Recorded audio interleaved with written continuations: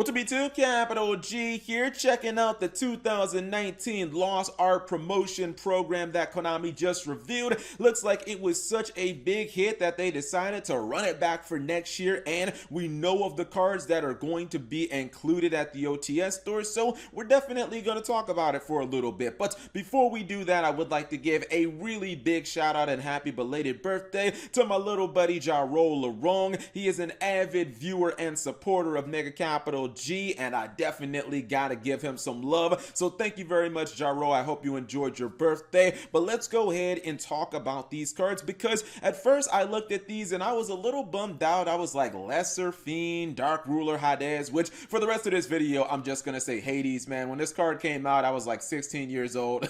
I think it was Dark Crisis off the top of my head. I've always called the card Hades because, I mean, it just kind of symbolizes Hades, you know, ruler of the underworld and whatnot. So I'm just gonna say Hades. But when I first looked at this, I saw a couple of monsters that, you know, I think these are both from like DM, Lesser Fiend, and I'm like, these cards really aren't playable. But I think that this is actually kind of good because the trap cards, in my opinion, are really good. Number one, Ring of Destruction. To have the Ring of Destruction with the grenades is awesome. I've always wanted that. Ring of Destruction is one of my all-time favorite traps. Yeah, Ring of Destruction isn't all that. Like, it's not really viable outside of basically Chain Burn and maybe Paleo Frogs right now, but it is still kind of nice for collectors out there. I mean, personally, I don't really run Ring of Destruction in anything, but I will pick up a copy just because I love the artwork. Now, when it comes to Soul Drain and Skill Drain, these are cards that I actually think are really good. Number one, you have to understand that Skill Drain, first off, I believe that this is only the second time that it has been printed as an ultra rare. And at first I was mad because I was like, dude, I've had an ultra Skill Drain for forever.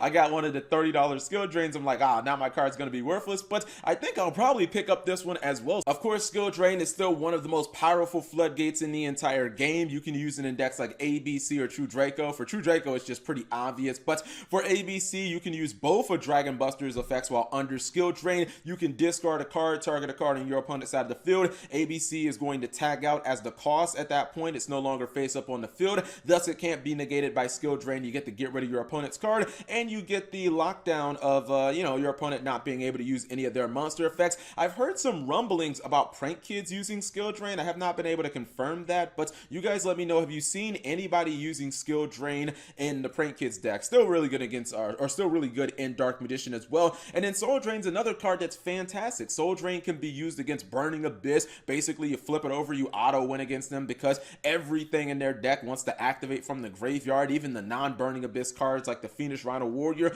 all those cards are going to be shut down. And the same thing goes for the Prank Kids matchup, which a lot of people are finding difficult. Ask the people at YCS Milan about that. You flip over Soul Drain against them, it shuts them down. And I feel like Call of the Haunted is always going to be a pretty good card. We know that Cosmos just got a significant buff on our last ban list. Cosmos historically have loved Call of the Haunted because being able to bring back a Dark Destroyer for one card is amazing. And when you can get the tin can set up, you can get those Dark Destroyers in the graveyard incredibly easily. So, you know, Call of the Haunted has always been a really good card in Cosmos. And, you know, there's a lot of people playing Cosmos right now. Now, while I think that this batch of cards is fine and we got a couple of, you know, meta relevant Floodgate trap cards, I'm personally still waiting for Magi Magician Gal. I feel like there are so many players in the game who want this card, and honestly, I kind of feel like it doesn't make sense that Konami's not giving her to us at this point, because when you think about the Lost Art promotion for 2018, it kind of made sense for her not to be in there. Konami didn't know if the program was going to be successful, so they picked some really popular cards. You know, Exodia has been popular forever. They gave us Monster Reborn, which wasn't even legal at the time, and then they unbanned it, which